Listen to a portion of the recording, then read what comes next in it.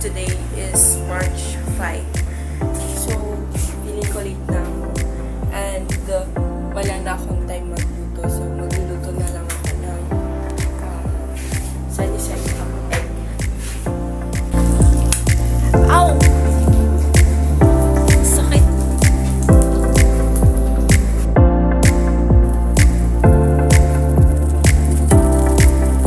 Ayoko siyang baliktahin, guys. Kasi favorite part ko yung yolk niya. Lalo na pag malasan.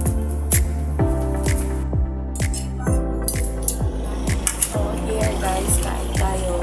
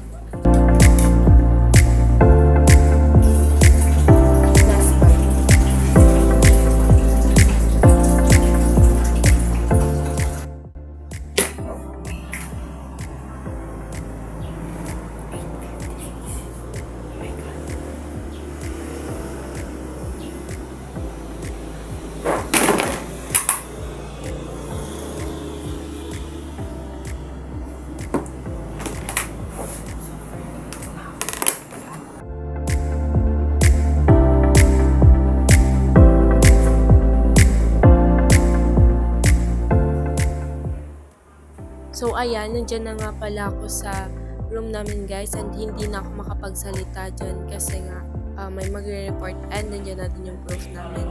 And super late na din talaga ako dyan kaya hindi ko na na-film yung iba ko pang ginawa.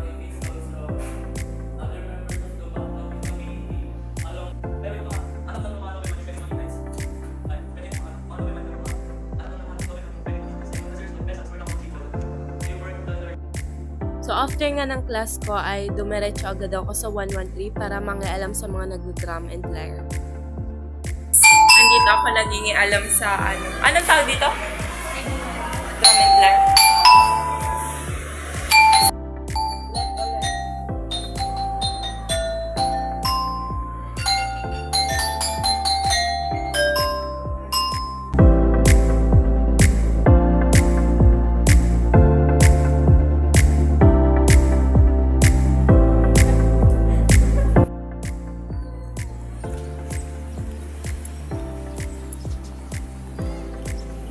Pauwi na nga ako sa mga oras na yan. And uwi ako sa Burgos kasi wala na kaming klase. And lubat yung cellphone ko. Pauwi na ako. Baby. Charot.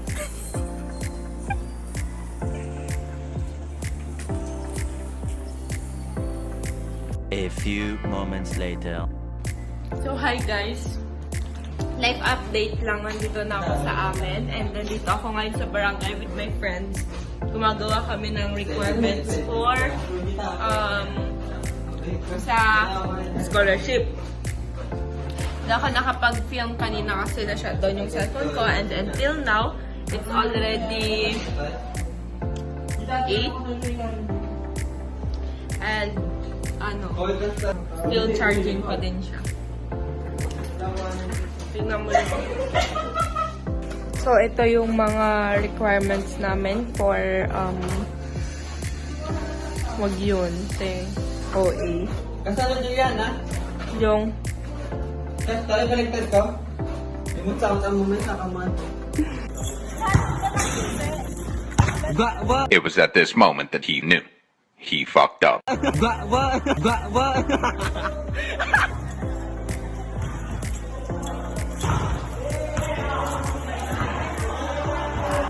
Hi guys, so today is March 6 and 7:20 AM. Nandito ako sa amin and babalik kami ng gown sa Gasol. Super init, alas 7 pa lang.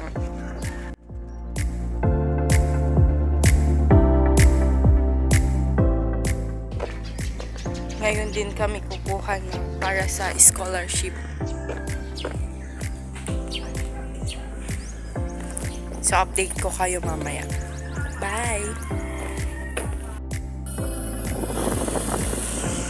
Yun guys, palis na nga kami ng kapatid ko dyan and anong oras na yan, sobrang init na kasi naghatid pa siya ng estudyante sa GRB. So, yan.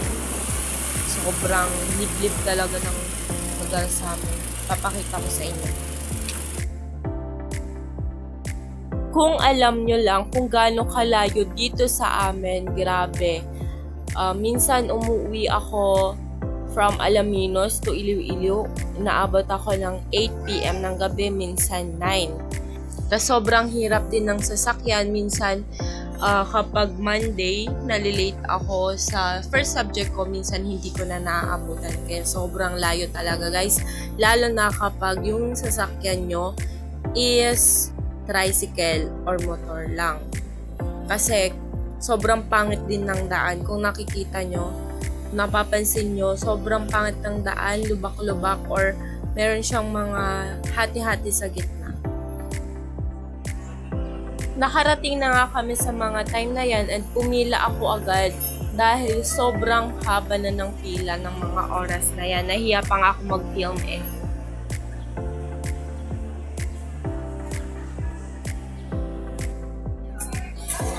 Grabe.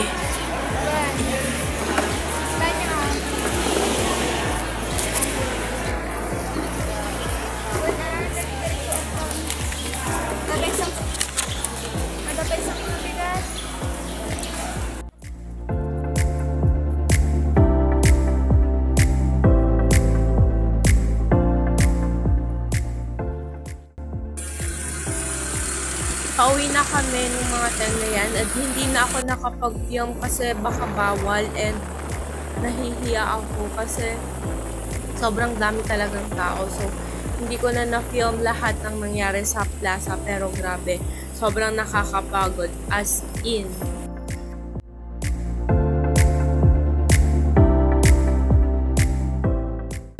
Guys, nakauwi na nga pala ako dito sa amin, dito sa Iloilo.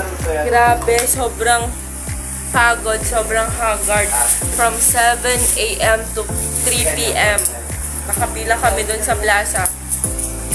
And namalengke pa ako and yun, magpapahinga na lang ako bago ako mag-edit. And hanggang dito na lang yung vlog ko. And bye guys!